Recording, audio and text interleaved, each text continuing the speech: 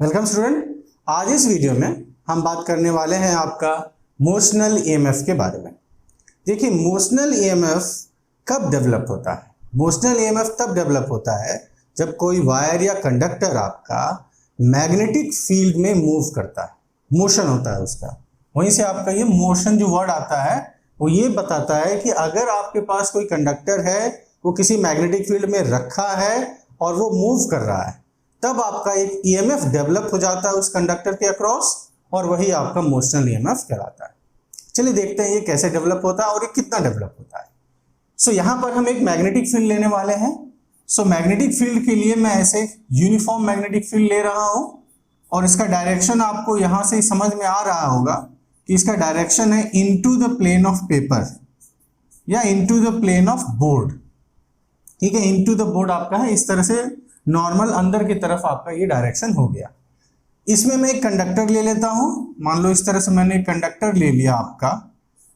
Okay, इस conductor के इस एंड को मैं P कह देता हूं, इसको मैं Q कह देता हूं। तो ये एक वायर है, इसको थोड़ा इनलार्ज करके आपको रिप्रेजेंट किया गया है और ये आपका v वेलोसिटी के साथ मूव कर रहा है इस तरफ। सो आई थिंक आपको अब थोड़ा डायरेक्शन समझ में आ रहा होगा। मैग्नेटिक फील्ड ऐसा है और कंडक्टर इस तरह से जा रहा है। अब देखिए, कंडक्टर के अंदर आपके फ्री इलेक्ट्रॉन्स हैं। ठीक है, सो वायर के अंदर आपके फ्री इलेक्ट्रॉन्स होते हैं। तो अगर आप इस तरह से वायर को होलली आप पूरा मूव कराएंगे तो मतलब एक तरह से आप इलेक्ट्रॉन्स को या उस चार्ज पार्टिकल को भी मूव करा रहे हैं, वो भी मूव हो रहा है, उस तरफ जा रहा है। ओके, सो अगर चार्ज पार्टिकल मूव करता है मैग्नेटिक फील्ड में तो हमने देखा है उसके ऊपर फोर्स लगता है। कितना फोर्स लगता है उसके ऊपर? उसके ऊपर फोर्स लगता है BQV sine theta. Vector form में क्या हो जाता है आपका? वेक्टर फॉर्म हो जाता है QV क्रॉस B। इतना फोर्स आपका लगता है चार्ज पार्टिकल के ऊपर जब वो मैग्नेटिक फील्ड में मूव कर रहा है। सो मैग्नेटिक फील्ड तो इनटू द पेपर हो गया आपका B। ठीक है, यहां वो इलेक्ट्रॉन है जो आपका मूव कर रहा है इस तरफ। अब देखिए, पहले थीटा सेटल कर लेते हैं, फिर बाकी चीजें हम देख। थीटा कितना होगा? देखिए, थीटा है वेलोसिटी और मैग्नेटिक फील्ड के बीच का एंगल।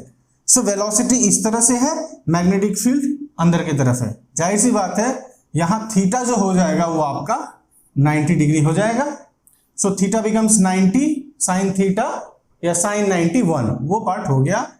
सो फोर्स आपका हो गया B, इलेक्ट्रॉन यूज कर रहे हैं इसलिए EV। ठीक है, BV आपका ये फोर्स हो गया। इसको मैं M रिप्रेजेंट कर सकता हूं, FM मैग्नेटिक फोर्स है ये आपका। मैग्नेटिक फील्ड ये बॉडी पे लगा रहा है। सो फोर्स का वैल्यू पता चल गया। अब डायरेक्शन क्या है, किधर लग रहा है ये? सो आपको पता है जब भी कोई भी चार्ज पार्टिकल मैग्नेटिक फील्ड में होता है और उसके ऊपर फोर्स लगता है तो हम लगाते हैं फ्लेमिंग का लेफ्ट हैंड रूल। ठीक है, फ्लेमिंग्स लेफ्ट हैंड रूल से फोर्स के डायरेक्शन को पता करते हैं। सो फ्लेमिंग्स लेफ्ट हैंड रूल ले लेते हैं। ये तीनों आपके फिंगर्स को परपेंडिकुलर कर दिया। अब आपको पता है ये इंडेक्स फिंगर है मैग्नेटिक फील्ड, मैग्नेटिक अंदर की तरफ कर दिया। चार्ज पार्टिकल अगर इधर जा रहा है, ठीक है, तो फोर्स किधर लग रहा है? थंब किधर है? ऊपर की तरफ। सो ऊपर फोर्स लगेगा। पर आपको ये याद होना चाहिए कि ये जो चार्ज पार्टिकल हम लेके फोर्स निकालते हैं, ये चार्ज पार्टिकल आपका पॉजिटिव होता है, तब फोर्स आपको ऊपर की तरफ मिल रहा है। सो ये जो मैंने बनाया है, ये बनाया है for a positive charge particle. Magnetic field अंदर, चार्ज इधर जा रहा है, ठीक है, इस तरफ है, ये आपका सेंटर फिंगर से रिप्रेजेंट हो रहा है, इस फिंगर से रिप्रेजेंट हो रहा है वो, और फोर्स जो थंब है वो ऊपर की तरफ रिप्रेजेंट हो रहा है। पर ध्यान देने वाली बात ये है कि ये जब हम लेते हैं तो चार्ज पार्टिकल आपका पॉजिटिव है।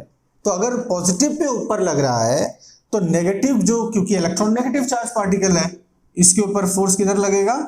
नीचे की तरफ लगेगा। सो दिस FM आपका नीचे की तरफ एक्ट करेगा, न कि ऊपर। समझ सकते हैं? पॉजिटिव होने से, ये पार्टिकल पॉजिटिव होने से फोर्स ऊपर लगता है, पर क्योंकि नेगेटिव है तो जस्ट अपोजिट हो जाएगा। चलिए, सो फोर्स का डायरेक्शन पता चल गया। अब ये फोर्स लगने से क्या होगा? अब देखिए, ये फोर्स लग रहा है इन इलेक्ट्रॉन्स पे, ये फ्री इलेक्ट्रॉन्स यहां पर है।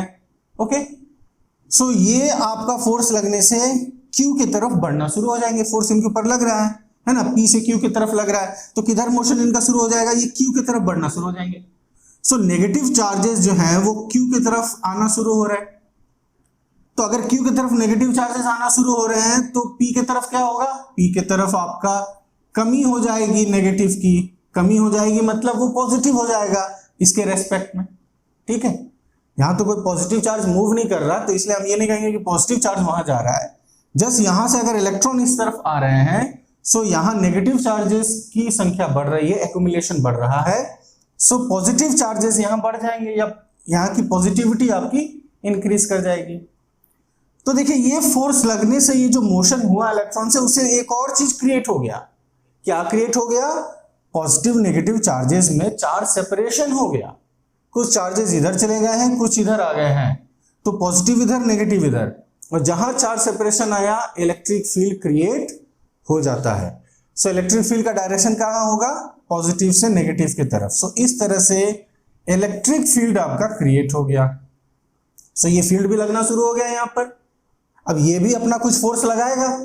आपको पता है इलेक्ट्रिक फील्ड के कारण जो फोर्स लगता है Fe, वो होता है Q इंटू ई। अब यहां Q क्या है? इलेक्ट्रॉन है, सो E इंटू ई। सो इतना फोर्स तो लग रहा है इसके ऊपर, समझ रहे हैं? ये जो फोर्स लग रहा है, ये लग रहा है मैग्नेटिक फील्ड, जो मैग्नेटिक फील्ड है उसके कारण। पर मैग्नेटिक फील्ड ने जो फोर्स दिया, उस फोर्स से जो चार्ज सेपरेशन हुआ, उस चार्ज सेपरेशन से जो इलेक्ट्रिक फील्ड क्रिएट हुआ, वो भी अब एक फोर्स लगाना शुरू करेगा। वो कितना लगाएगा? Small E into capital E. Small E electronic charge, capital E is the electric field की स्ट्रेंथ, ठीक है, मैग्नीट्यूड उसका। तो अब ये किधर लगाएगा? ये फोर्स किधर लगाएगा आपका? इलेक्ट्रॉन पे।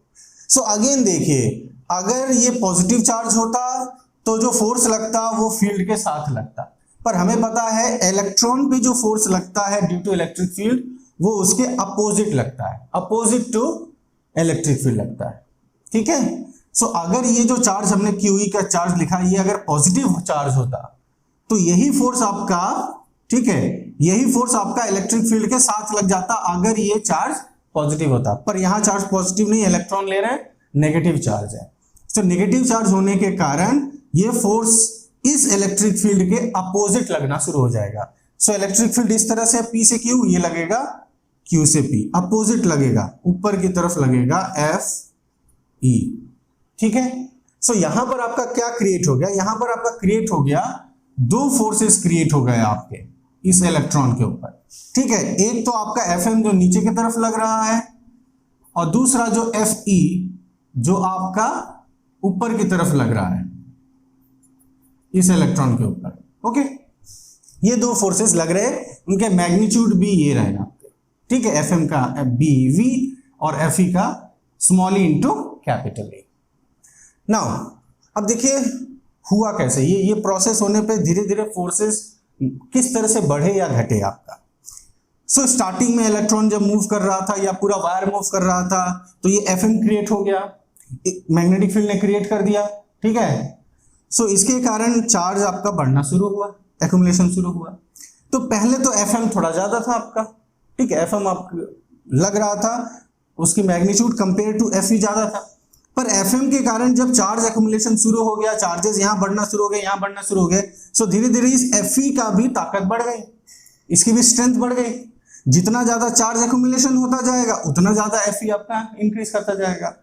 सो धीरे धीरे पहले तो Fe छोटा था, पर धीरे धीरे वो बढ़ने लगा। सो एट इक्विलिब्रियम क्या होगा आपका? एट इक्विलिब्रियम आपका ये दोनों इक्वल हो जाएंगे। Fe will be equal to Fm. So Fe will be equal to Fm. So Fe आपका कितना है? E into E. Fm आपका कितना है? B E B.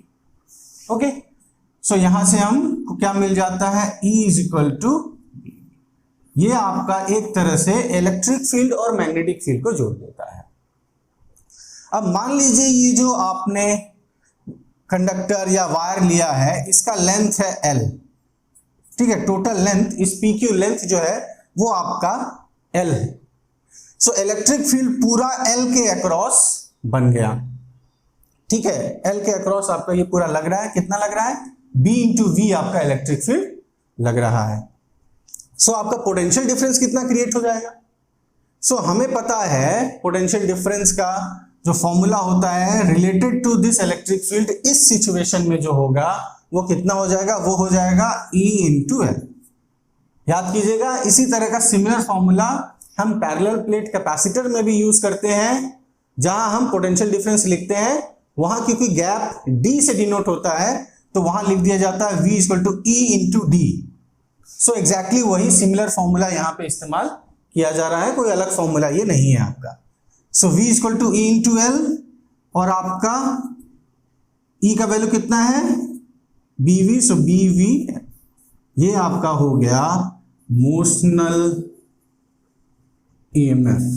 ठीक है, तो इसीलिए EMF होने के कारण इसको हम E से डिनोट कर देते हैं। E आपका एप्सिलम से रिप्रेजेंट करते हैं, एप्सिलम हो गया आपका BV।